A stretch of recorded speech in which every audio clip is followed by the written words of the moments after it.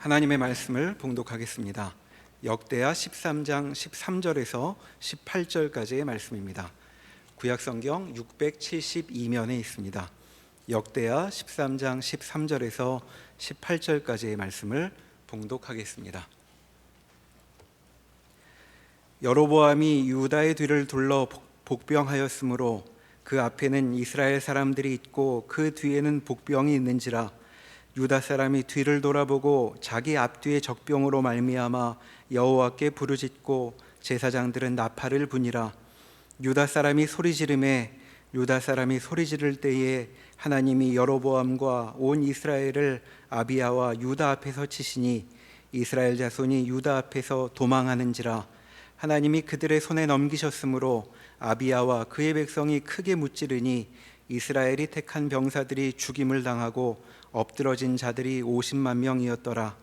그때 이스라엘 자손이 항복하고 유다 자손이 이겼으니 이는 그들이 그들의 조상들의 하나님 여호와를 의지하였음이라. 아멘.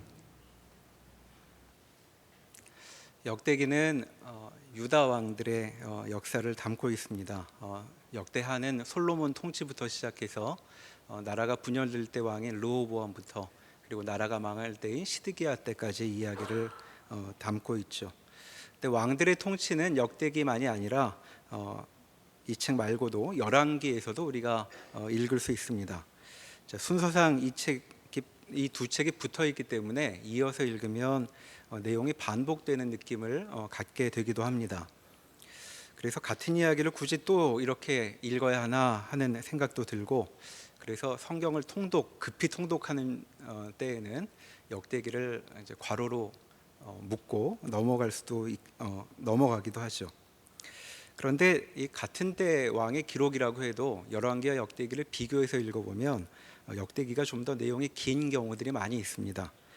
그래서 역대기를 읽으면 열왕기에서는 볼 수 없는 그런 상세한 내용들이 발견되기도 하죠. 열왕기에 보면 대체로 그 왕들을 선한 왕, 악한 왕으로 간단히 분류하곤 합니다. 대개의 왕들, 많은 왕들이 악한 왕인데 왜 그렇게 불리냐 하면 이제 우상 숭배 때문이라고 설명이 되죠. 하나님 말고 다른 신을 섬겼다는 데서 이제 그들이 악한 이유를 찾곤 합니다.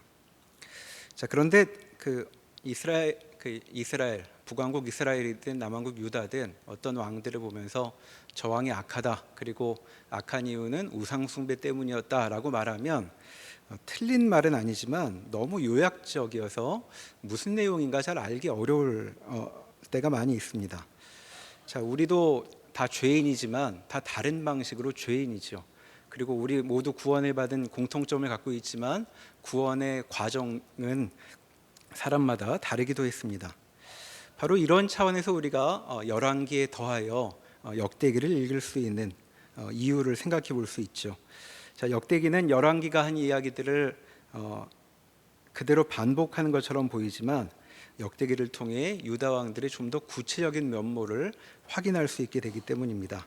그래서 우리는 하나님의 백성이 되어 살아간다는 그 삶은 무엇인지, 그리고 그 삶은 어떤 측면들로 살펴보아야 하는 것인지에 대한 질문을 갖고 있다면 이제 역대기를 통해 그 구체적인 보다 상세한 내용을 볼 수 있다고 말할 수 있겠습니다. 자, 오늘 우리가 읽은 본문은 이스라엘이 둘로 나눠질 때에 그 왕인 르호보암의 아들 아비야 왕 때의 일을 기록하고 있죠. 자, 그때 남왕국 유다와 북왕국 이스라엘은 전쟁을 하고 있었습니다.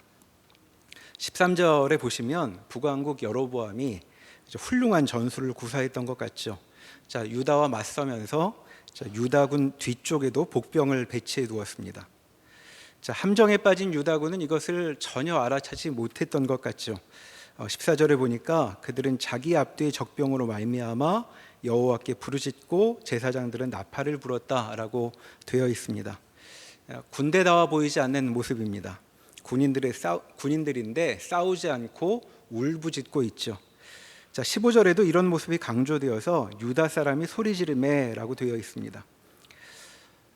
전혀 멋진 모습은 아니겠고, 자, 얼마나 소리를 열심히 지르는지 하나님께서도 들으셨다고 이제 말씀이 이어지고 있죠.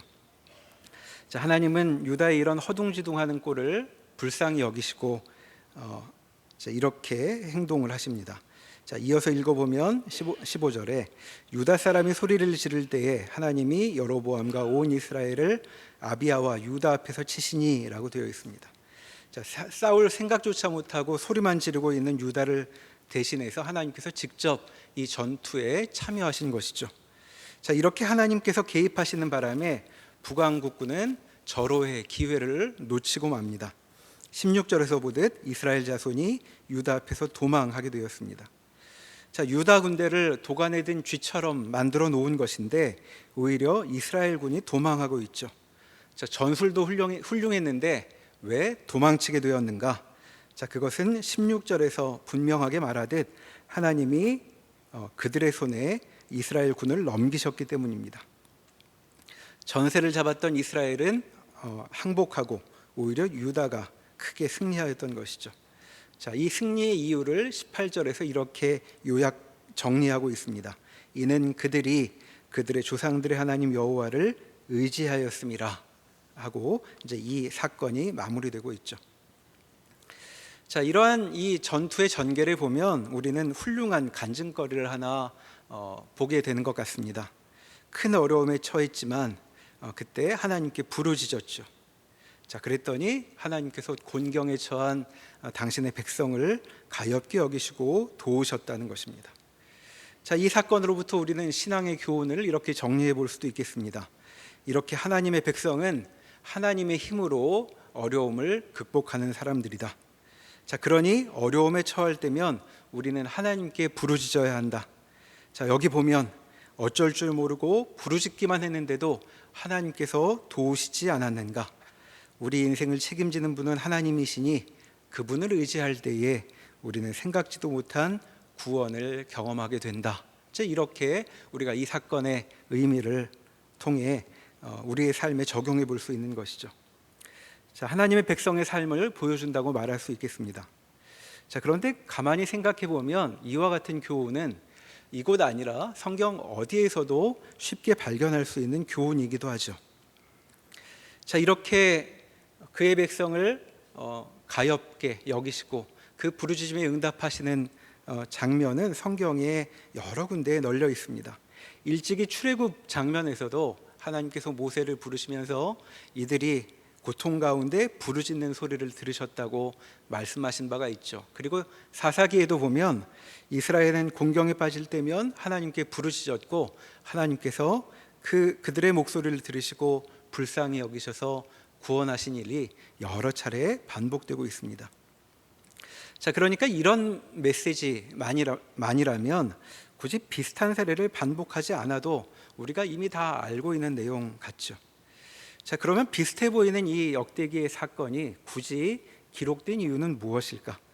하나님을 의지해야 한다는 것, 그 사실 말고 우리가 이 사건을 통해 더 생각할 것이 있단 말인가 하는 질문을 우리는 가지게 되는 것입니다. 자, 이와 같은 질문을 갖고 이 사건의 맥락을 다시 한번 확인해 보겠습니다. 13장 1절로 앞으로 넘어가 보시면 아비야 왕이 처음 소개되고 있죠. 2절에 보듯 그는 3년 동안 통치합니다. 자, 앞뒤를 비교해 보면 아버지 르호보암은 17년을 통치했고 그리고 아들 아사는 41년간 왕이 되어 다스렸습니다. 그에 비하면 아비야의 통치 기간은 너무 짧죠. 자, 성경을 읽을 때 우리는 이렇게 짧게 기록된 왕의 기사는 금세 지나치곤 합니다. 하지만 3년이라는 시간이 이렇게 짧은 시간만도 아니라는 것은 우리는 잘 알고 있습니다. 자, 대통령이 4, 5년 통치하는 동안에도 우리는 많은 일을 겪는데 이 3년의 시간도 사실 생각해 보면 그리 짧은 시간은 아니었겠죠. 자, 그런데 역대하는 이 3년의 통치를 이 13장 한 장에 다 담고 있습니다. 자, 그러면서 딱 하나의 사건에 주목하고 있는데 그것은 이 사건이야말로 이 통치를 요약하는 아주 핵심적인 사건이라고 생각하기 때문이겠죠. 자, 그럼 무슨 내용이 담겨 있을까? 13장 소제목에 이미 드러나 있습니다. 그것은 남북왕국의 전쟁이었죠. 이 전쟁 기사를 통해 아비야 시대의 통치가 어떠한 것인가에 대한 이야기를 하려고 하는 것입니다. 자, 12장 15절에 보시면 아비야의 아버지 르호보암 때의 일이 기록되어 있는데, 거기 보면 르호보암과 여로보암 사이에 항상 전쟁이 있으니라라고 말하고 있습니다. 자, 남북 왕국 사이에 전쟁이 이미 빈번했다는 것이죠.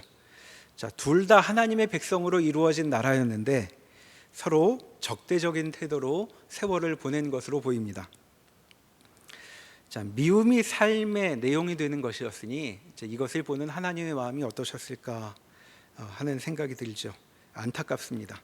하나님께서 이런 꼴을 보려고 나라를 세워주신 것이 아니었을 텐데, 자, 이들은 전쟁으로 서로를 미워하며 시간을 보내고 있었고, 그리고 이런 분위기는 아들 아비야 때도 계속되었던 것으로 보이죠.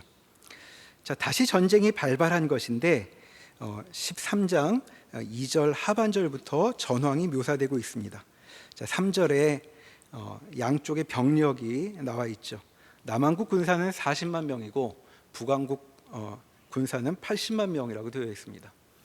자, 이 역대기에 나와 있는 숫자에 대해서는 여러 가지 주장이 있긴 하지만, 여하튼 이 숫자를 보면 군사수로는 북쪽이 2배에 이르는 병력을 갖고 있는 것을 알 수 있죠. 자, 그런데 이 전쟁에는 남북 어느 쪽이든 할 수 없이 저쪽에 싸움을 거는 바람에 전쟁에 끌려온 것은 아닌 것으로 보입니다. 자, 남한국 아비야는 싸움에 용감한 군사를 준비하였다라는 언급이 나오고, 또 북한국 여로보암은 큰 용사를 택했다고 말하고 있죠. 자, 이것을 보면 두 나라 다 상대가 싸움을 거는 바람에 할 수 없이 전쟁을 한 것이라기보다는 아주 적극적으로 이 전쟁에 임하고 있다고 말할 수 있겠습니다. 자, 유다에 집중해 본다면 이 남한국은 전력이 열세이면서도 전쟁에 적극적으로 임한 것으로 보이죠. 나라가 작았지만 이들은 그저 방어적이기만 하진 않았습니다. 선대왕인 르호보암 때에도 북쪽을 침공하여서 잃어버린 영토를 되찾겠다는 시도가 있었다고 역대기는 기록하고 있죠. 다시 4절로 와보면, 자, 남한국 아비야 왕의 군대가 에브라임 산지에 이르러 있습니다. 자, 에브라임은 여로보암이 소속된 지파였죠. 그러니까 지금 북왕국에 속하는 땅이라고 말할 수 있습니다. 자, 지금 남한국의 군대가 북왕국 영토 안으로 치고 들어와 있는 상태로 보이죠. 자, 그렇다면 이번 전쟁은 남한국 쪽에서 보기에 흡족하게 지금 전개되고 있는 것이겠습니다. 자, 그래서 이제 아비야가 기세등등한 모습을 보이죠. 적진 한가운데 들어가서 아비야 왕은 적군을 향해 직접 연설을 시작하고 있습니다. 5절을 읽어보면, 이스라엘 하나님 여호와께서 소금 언약으로 이스라엘 나라를 영원히 다윗과 그의 자손에게 주신 것을 너희가 알 것 아니냐, 이렇게 말을 시작하고 있습니다. 자, 소금 언약이라는 것은 영원토록 지속될 언약이라는 뜻입니다. 자, 아비야는 지금 하나님께서 다윗과 그의 자손에게 이스라엘 나라를 영원토록 주시겠다고 한 일을 회상하고 있죠. 정말 하나님께서는 다윗에게 그렇게 말씀하신 바가 있습니다. 그러니 지금 아비야는 자기야말로 이스라엘의 진정한 왕이라고 주장하고 있는 것입니다. 자, 그러면서 북왕국 왕조는 남왕국과는 달리 정통성이 없다는 사실을 6절과 7절에서 역설하고 있죠. 자, 여로보암은 자기가 섬기던 솔로몬을 배반했습니다. 그리고 7절에 보면 그 위에 르호보암이 왕위에 오르자 솔로몬의 아들도 여전히 배반하였다고 지적하고 있죠. 자, 전쟁터인데도 지금 청산유수로 이어지고 있는 아비야의 연설은 내용이 맞는 말도 있지만 또 석연치 않은 부분도 있습니다. 우선 여기 여로보암이 솔로몬을 배반했다는 이 주장은 설명이 좀 필요해 보이죠. 열왕기상 11장에 보면 솔로몬의 신하였던 여로보암이 솔로몬을 대적한 일이 기록되어 있습니다. 그러나 그 이유는 아주 특별했죠. 하나님께서 솔로몬의 우상 숭배를 혐오하셔서 솔로몬으로부터 10지파를 찢어내 여로보암에게 주시겠다고 말씀하셨습니다. 자, 이 일로 솔로몬은 여로보암을 죽이려고 했고, 위협을 느낀 여로보암이 솔로몬이 죽을 때까지 이집트에 피신해 있던 일이 거기 기록되어 있습니다. 자, 그러니까 북왕국은 정통성이 있는 나라였죠. 하나님이 세우셨기 때문입니다. 자, 그런데 지금 아비야는 그런 일들을 전혀 무시하고 자기 이야기를 하고 있는 중입니다. 자, 다시 7절, 역대하 13장 7절에 보면 아비야는 이렇게 자기 이야기를 이어갑니다. 솔로몬의 아들 르호보암 역시 여로보암이 배반했는데 그때 르호보암은 아직 어리고 마음이 연약하여 그들을 막지 못했다는 것이죠. 자, 새로 등극한 르호보암이 아직 힘도 부족하고 여건도 마련되지 않아 배반을 응징할 수 없었다고 지금 말하고 있는 것입니다. 그러나 우리는 역대하에 보면 바로 앞 11장에서 르호보암이 북왕국을 침공하려고 했던 일을 알고 있습니다. 근데 하나님께서 르호보암이 침공하지 않도록 막으셨죠. 자, 그러니까 르호보암이 아직 채비를 갖추지 못할 때 여로보암이 치사하게 남왕국을 공격하거나 배반했던 것이 아닙니다. 사실을 말하자면 르호보암은 이스라엘 지파들의 간곡한 요청, 솔로몬 때의 부담을 좀 가볍게 해달라는 그 부탁을 무시하고 더욱 가혹하게 통치를 하겠다고 말하는 바람에 백성들의 마음을 잃어버렸던 것이죠. 그렇게 된 후에도 북쪽 지파를 응징하겠다고 군사를 일으키려고 할 때 하나님께서 막아주셨던 것입니다. 아마 그때 전쟁이 일어났으면 남왕국조차도 살아남지 않았을 터인데 하나님께서 르호보암에게 작은 왕국이나마 남겨주셨던 것이죠. 자, 하나님은 여로보암이 세운 북왕국을 배반을 이유로 나무라실 생각이 전혀 없으셨습니다. 오히려 그 나라를 세워주셨고 그리고 르호보암이 갖게 된 남은 나라를 잃지 않도록 돌보시고 있었죠. 자, 이런 정황을 염두에 두면 지금 아비야는 자기 마음대로 역사를 이야기하고 있는 중입니다. 자, 아비야는 지금 북왕국을 꾸짖고 있는 중인데 그가 꼽고 있는 북왕국의 근본적인 문제는 그저 왕들을 배반했다는 것만은 아니었습니다. 자, 8절로 내려가 보면 북왕국은 여호와도 대적하려 했다고 지적하고 있죠. 자, 계속 읽어보면 이제 너희가 또 다윗 자손의 손으로 다스리는 여호와의 나라를 대적하려 하는도다. 자, 본질적인 문제, 북왕국의 문제를 무엇이라고 말하는 것이냐 하면 여호와를 대적한 데 있다고 말하는 것이죠. 그리고 그 행태를 조목조목 지적을 합니다. 자, 그들은 금송아지를 만들었고 그리고 하나님께서 세우신 제사장들과 레위 사람들을 내쫓고는 이방의 방식대로 돈을 많이 내면 아무나 제사장을 세웠다고 지적하고 있습니다. 자, 이것은 북왕국의 앞으로도 계속될 일이니 제대로 된 지적이라고 말할 수 있겠습니다. 자, 계속해서 아비야는 말하기를 자신들은 북왕국과는 다르다고 대조하고 있죠. 10절에 보면 우리에게는 여호와께서 우리 하나님이 되시니 우리가 그를 배반하지 아니하였고라고 말하며 자신들이 얼마나 북왕국과는 다른 존재인지를 열거합니다. 10절 하반절에 보면 남왕국의 제사장들은 하나님께서 세우신 대로 아론의 자손들이라는 점을 말하고 있고 11절에 보니까 남왕국에서는 잘 마련된 성전에서 원래 정해진 대로 하나님께 드리는 예식을 제대로 거행하고 있다고 말하고 있죠. 자, 그렇게 남과 북이 다르다고 여기 지적하고 있습니다. 그리고 이런 관점에서 북왕국을 11절 하반절에 이렇게 북왕국의 상태를 말하고 있죠. 자, 우리는 우리 하나님 여호와의 계명을 지키나 너희는 그를 배반하였느니라. 하나님이 우리와 함께하사 우리의 머리가 되시고 그의 제사장들도 우리와 함께하여 전쟁의 나팔을 불어 너희를 공격하느니라. 이스라엘 자손들아, 너희 조상들의 하나님 여호와와 싸우지 말라. 너희가 형통하지 못하리라. 자, 북왕국은 우리 같지 않아서 우리가 하나님을 대신해 지금 응징한다는 투의 말입니다. 너희는 그를 배반하였느니라. 하나님이 우리와 함께하사 너희를 공격하느니라. 자, 그러니 대항하지 말고 항복하라고 말하고 있죠. 너희가 형통하지 못하리라 하고 그의 연설이 지금 이어지고 있습니다. 말하는 투를 보면 꼭 이후 선지자들의 말투처럼 보입니다. 엄중한 심판을 하고 있죠. 자, 그의 말을 들어보면 아비야는 하나님의 편에 서서 하나님을 거역하고 있는 북왕국을 참을 수 없어 지금 북왕국을 심판하러 나선 모양으로 보입니다. 자, 이제 이어지는 오늘 본문, 앞에서 보았던 본문의 내용과 이어서 보면 이런 기세로 정벌의 길에 나선 것인데, 어쩌다 보니 북왕국 군의 전술에 휘말려 곤경에 처해 있고, 이 아차 싶은 곤경에서 하나님을 부르짖어 구원받았다 하는 것이 지금 이 사건의 전모라고 말할 수 있겠습니다. 하지만 시야를 좀 더 넓게 가져보면 이 전쟁을 이렇게만 요약하는 것은 아직도 좀 부족해 보이죠. 자, 14장 1절로 넘어가 보시면 아비야의 아들 아사가 등극한 일이 나옵니다. 역대하 14장 1절 이하에 2절에 아사의 통치를 이렇게 요약을 하죠.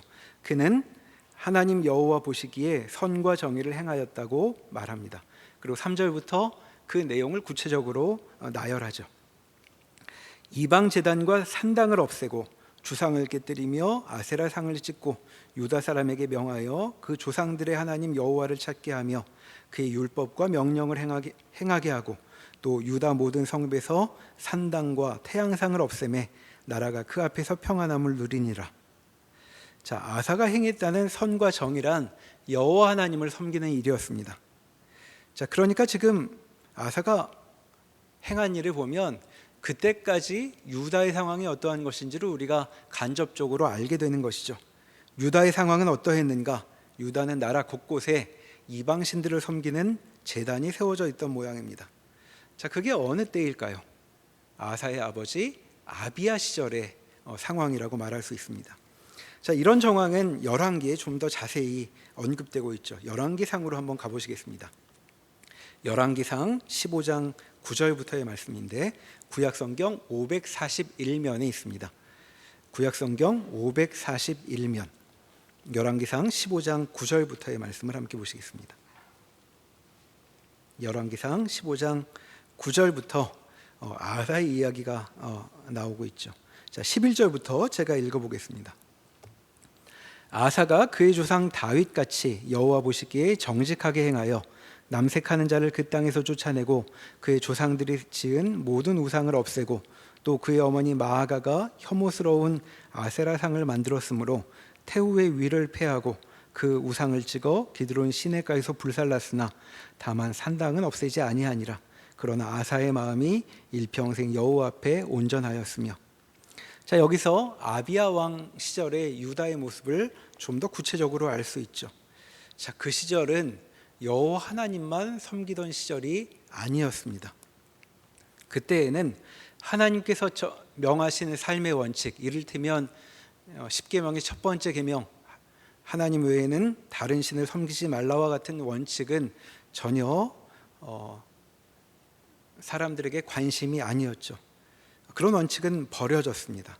자, 여기 아사의 어머니라고 소개된 마아가란 여인이 나오는데 실은 아비야의 어머니였죠. 히브리어가 아버지, 어머니라는 표현을 할아버지, 할머니에게도 쓰기 때문에 이렇게 번역이 되어 있습니다. 그러니까 아사의 할머니, 아비야의 어머니였던 마아가라는 왕후의 일이 기록되어 있는데 그 사람이 아세라상을 만들어 세웠던 모양이죠. 자, 그 당시 궁궐을 보면 궁궐 바로 옆에 성전이 있었습니다. 자, 그것에 보면 아세라상이 여호와 하나님의 성전 바로 곁에 떡하니 서 있는 상태였다고 우리가 그려볼 수 있죠. 자, 아비야 왕 시절의 유다가 이런 상황이었습니다. 자, 이런 상황을 고려해 보면 오늘 읽었던 역대하 13장의 일은 전혀 다르게 읽히게 되죠. 자, 하나님을 잘 섬기던 유다가 불신앙의 이스라엘을 징계하려고 선지자 같은 마음으로 나선 유다가 전술적으로는 좀 부족해서 어려움을 겪었던 것이 아닙니다. 그러니까 곤경에 처한 유다는 하나님을 부르짖었고 하나님께 부르짖었더니 하나님께서 그들을 도우셨다고 이렇게 말하는 것만으로는 이 일을 다 요약할 수 없는 것이죠. 자, 유다는 곤경에 처했습니다. 그런데 사정이 아주 심각했던 것이죠. 자, 아비야는 북왕국을 꾸짖을 정도로 하나님을 잘 섬긴 사람이 아니었습니다. 오히려 북왕국보다 더 뻔뻔하다고 말할 수 있겠습니다. 우상을 그렇게 섬기면서도 하나님의 이름을 함부로 입에 이렇게 올리고 있습니다. 그리고 그렇게 기세등등하면서도 전쟁에는 미숙하기 짝이 없죠. 전술적인 대비조차 제대로 하지 못한 채 그저 목소리만 내고 있는 중이었습니다. 이것이 유다의 실상이었죠. 그러니까 앞서 본 우리가 읽었던 역대하 13장 18절에 이 전쟁을 이렇게 요약했습니다. 유다의 자손이 이겼으니 이는 그들이 그들의 조상들의 하나님 여호와를 의지하였음이라. 자, 이 말을 다시 새겨볼 수 있게 된 것이죠. 맥락 속에서 이 말씀을 읽어보니 그때 유다는 혼비백산에서 하나님께 그저 마구 매달리는 중이었다고 읽게 됩니다. 자, 아쉬워서 그때만 그랬던 것이죠. 전쟁에 이겼지만 이들은 하나님만 섬길 생각이 없었습니다. 자, 평소 없던 신앙이 나올 리는 없는 것이니 이제 그때 죽을까봐 하나님을 불렀다고 말할 수 있겠습니다. 자, 열왕기 말씀을 이어서 좀 보면 열왕기상 15장 1절에 방금 펼쳤던 장면 바로 앞부분입니다. 자, 열왕기상 15장 1절에 이 아비야에 대한 기사가 기록되어 있죠. 자, 여기는 이제 아비얌이라고 되어 있는데 같은 사람입니다. 자, 그 사람의 통치를 3절 이하 이렇게 간략히 요약을 합니다. 아비암이 그의 아버지가 이미 행한 모든 죄를 행하고 그의 마음이 그의 조상 다윗의 마음과 같지 아니하여 그의 하나님 여호와 앞에서 온전하지 못하였으나. 자, 열왕기가 하는 표현으로 간단히 옮기면 아비야는 악한 왕이었다는 것이죠. 자, 하나님은 다윗과는 소금 언약을 맺으셨는데 그 다윗과는 전혀 다른 왕이었다고 여기 말하고 있습니다. 자, 대체 어떻게 행동했길래 그렇게 악한 왕이었단 말인가? 우리가 읽은 역대기에서 그 구체적인 면모를 보게 되었던 것이죠. 자, 줄곧 이렇게 살아왔던 왕인데 어떻게 그러면 그 전쟁에선 이겼던 것일까? 어떻게 2배나 되는 이스라엘을 이기고 승전하였던 것일까? 자, 그 이유는 아비야의 생각과는 전혀 다른 것이었음이 이 맥락 속에서 발견이 됩니다. 자, 그 전쟁 가운데 아비야는 이렇게 말했습니다. 우리는 하나님 여호와의 계명을 지키나 너희는 그를 배반하였느니라. 이렇게 말하였죠. 그런데 앞뒤 문맥을 살펴보니까 하나님이 들으시기에 이렇게 얼토당토 아니한 말도 없겠다 싶습니다. 북왕국에게 뭐라고 할 게 하나도 없죠. 머무든 개가 머무든 개를 나무란다더니 아비야가 다스리는 남왕국 유다는 북왕국보다 더 심한 상태였습니다. 자, 솔로몬이 지은 성전. 자, 이 성전은 굉장히 휘황찬란해서 금에 넣었다 뺀 것 같은 그런 건물이었습니다. 자, 그런 성전을 바로 옆에 떡하니 세워놓고도 태우는 가까이 아세라상을 세울 정도였던 것이죠. 그리고 나라 곳곳에 태양을 섬기는 태양상들이 있었습니다. 자, 이런 꼴에 북왕국 군대에게 저렇게 연설을 했던 것이죠. 아비야가 거짓말을 한 게 아니라면 그는 지금 앞을 못 보는, 아니 앞을 안 보는 상태거나 아니면 양심이 없는 사람이라고 말할 수 있겠습니다. 자, 우리는 이런 모습을 통해 우리가 신앙에서 생각하는 인과관계를 다시 생각해 보게 되죠. 자, 이들은 어떻게 구원받았는가?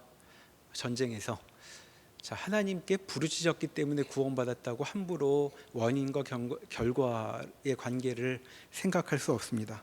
이들은 이 꼴인데도 구원받았다고 말해야 이 사건을 제대로 말할 수 있는 것이죠. 자, 이것이 남과 북 왕국의 싸움의 모습이었습니다. 자, 이런 점들을 염두에 두고 이 전쟁을 본다면 지금 에브라임 산지에서 격돌하고 있는 이 두 나라의 군대를 보시며 이 군대가 하는 짓을 보시며 하나님의 마음이 어떠셨을까 하는 생각이 듭니다. 참 하나님께서 우리 같으면 기가 막히셨을 것 같습니다. 하나님이 세우신 나라들이었는데 이들은 북왕국이든 남왕국이든 하나님이 마음에 없죠.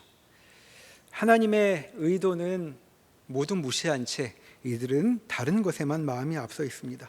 자, 북왕국은 내내 정통성의 문제로 뭔가 마음에 불편함이 있었죠. 그래서 좀 더 당당하게 살고 싶어서 여로보암은 성전이 없는 북왕국에 여러 시도를 합니다. 금송아지도 세워 성소를 만들고 또 남왕국에 매이지 않으려고 제사장 제도도 새로 만들었죠. 자, 그러니까 여로보암은 실은 이 나라를 하나님께 받은 것인데도 나라를 지키겠다고 하나님을 버리고 있는 것이죠.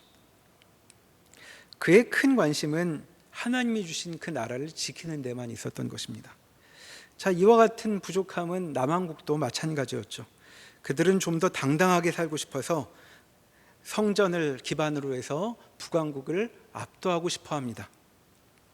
아비야는 정통성을 주장하느라 다윗에게 주신 언약을 계속해서 내세우곤 있지만 그는 그 언약을 맺어주신 하나님께는 전혀 관심이 없죠.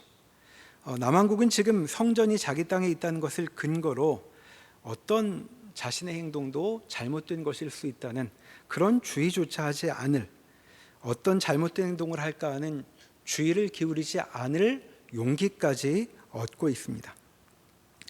자, 하나님의 백성들이라고 불리는 이들의 면모를 보며 우리는 우리의 어떤 모습을 비추어 볼 수 있을까 생각해 볼 수 있죠. 자, 우리는 하나님의 백성들, 하나님의 자녀라는 자신감을 갖고 있습니다. 자, 그래서 우리는 우리 인생이 어떻든 나중에 결국 천국에 갈 수 있다는 우월감을 근거로 삼을 때도 많죠. 그래서 교회 바깥 사람들을 보며 불쌍히 여기고 우리 자신이 우월하다고 느낍니다. 근데 실은 교회 바깥 분들과 같은 가치관으로 살면서 그렇게 우쭐대는 것인지도 모르죠. 마치 우리가 그렇게 행동한다면 지금 여기 아비야처럼 성전이 있다는 것, 그리고 성전 제사를 지킨다는 것을 근거로 다른 신을 마음껏 섬기면서도 전혀 긴장하지 않는 유다의 모습과 우리의 모습이 별반 다르지 않을 것입니다. 바로 이런 점에서 아비야가 다윗과 다르다는 점이 무엇인가 그 내용을 알 수 있죠. 자, 다윗이 대체 어떻길래 다윗과 그 이후 왕들은 비교되고 있는 것인가? 자, 다윗은 자신이 하나님을 섬긴다는 것을 수단으로 사용한 바가 없었던 사람입니다. 그는 하나님이 좋았지 인생이 수월하게 풀릴 수 있다는 조건으로 하나님을 떠올리지 않았던 것이죠. 그러나 지금 그의 자손 아비야에게 하나님은 무기였습니다. 실은 하나님의 관심의 중심도 아니면서 인생의 문제를 풀어갈 무기가 되었던 것이죠. 그러니까 그가 그저 말로만 북쪽 군대들을 꾸짖은 것이 아니라면 그는 진심으로 자기가 잘났다고 생각했을 것입니다. 자기들이야말로 정통성을 지닌 하나님의 백성이라고 생각했던 것이죠. 자, 이런 모습, 이것을 바로 성경이 악한 모습이라고 말하는 것입니다. 자, 이런 확신 속에서 오해에 빠지게 되었고 이 오해는 이후 남왕국에 계속 이어지게 되죠. 자, 아비야가 자기 아버지처럼 잘못을 했지만 그가 망하지 않은 것은 하나님께서 다윗과 하신 약속 때문이었습니다. 하나님께서는 다윗에게 영원한 왕조를 약속하셨죠.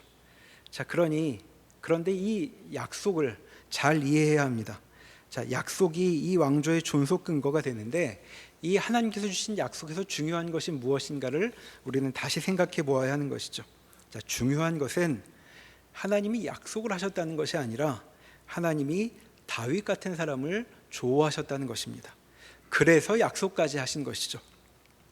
자, 다윗이 어떠했길래 하나님이 좋아하셨을까요? 다윗은 하나님을 좋아했던 사람입니다. 다른 것 다 잃어버려도 하나님이 가장 좋다고 고백했던 사람이죠.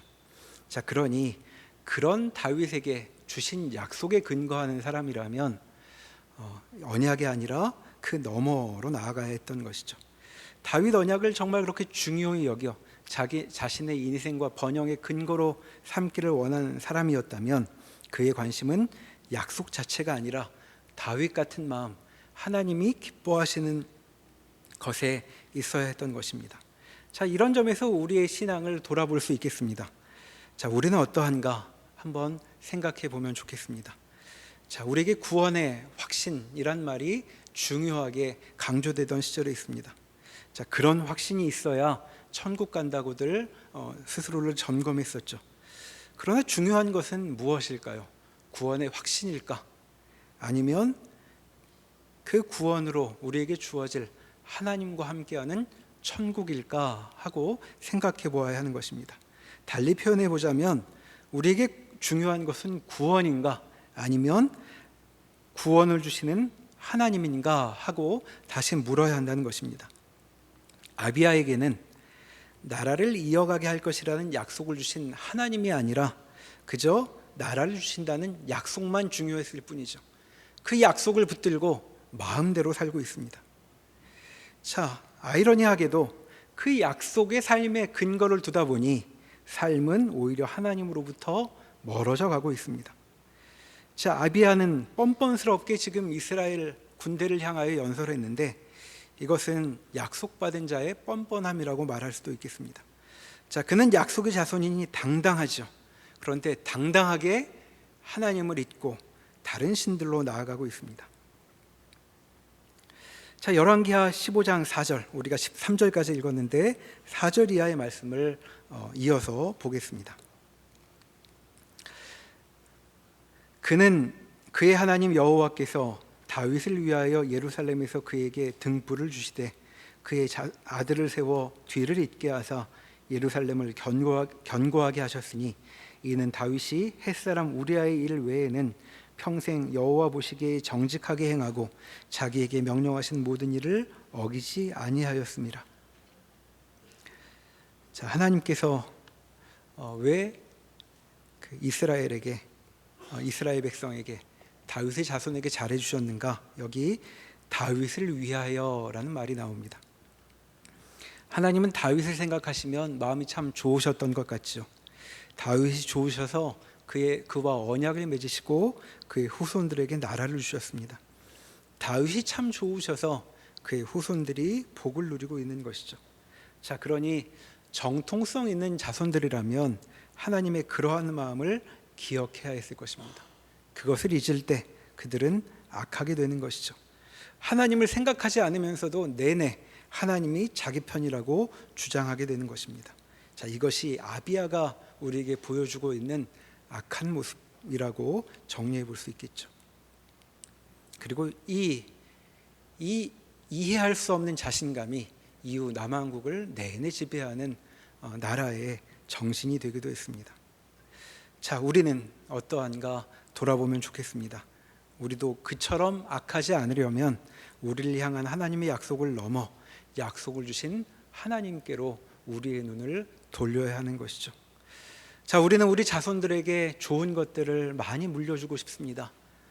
그들이 여기 다윗의 자손이 그러했던 것처럼 하나님으로부터 돌보심을 받고 구원을 경험하고 곤경에 처해도 하나님의 긍휼히 여기심을 받는 그런 자손들이 되기를 바라는 마음이 있습니다.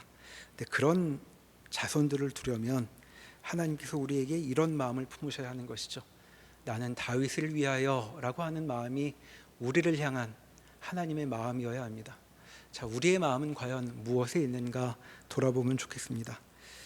자, 하나님께서 우리 자손들에게 이런 말씀을 하시면 얼마나 좋을까요? 내가 내 어머니를 위하여 내 아버지를 위하여 너에게 복을 베풀겠노라. 내가 내 어머니를 생각하여 내 아버지를 생각하여 너를 그냥 놔둘 수가 없겠다라고 우리 자손들에게 하나님께서 말씀하실 수 있다면 우리는 정말 자녀들에게 좋은 것을 물려주는 부모가 될 것입니다. 아무쪼록 우리의 마음이 다윗처럼 하나님께 마음을 두는, 하나님을 무기로 삼지 않고 하나님께 우리의 전심을 드리는 그런 부모가 되기를, 그런 사람으로 하나님의 백성이 되어 아비야가 범한 악을 범하지 않도록 함께 기도하는 시간이 되기를 바랍니다. 기도하겠습니다. 하나님께서 참 좋은 것으로 인생을 채워주시는데 그러한 것에 눈이 팔려 하나님을 잃어버린 모습을 오늘 보았습니다. 하나님은 하나님께서 주신 그 모든 것보다 더 좋은 분인데 참으로 이상하게도 그 좋으신 하나님을 잃어버리고 하나님께서 주신 것들로 인생의 근거를 삼으려는 어리석은 모습을 보았습니다. 하나님, 우리의 마음은 어디에 있는가 돌아보게 하여 주십시오. 하나님께서 우리에게 천국을 주실 것이고 구원을 주실 것이고 영생을 주실 것이지만 이 모든 것들보다 하나님이 더 중요한 분이고 하나님이 우리의 마음을 채워야 할 분이라는 것이 우리의 고백이 되도록 저희의 마음을 움직여 주시고 우리의 발걸음을 움직여 주시기를 원합니다. 그리하여 우리와 함께하는 사람들이 우리의 신앙으로 인하여 많은 유익을 누리는 복도 경험하도록 주님 붙들어 주시옵소서. 예수님의 이름으로 기도합니다. 아멘.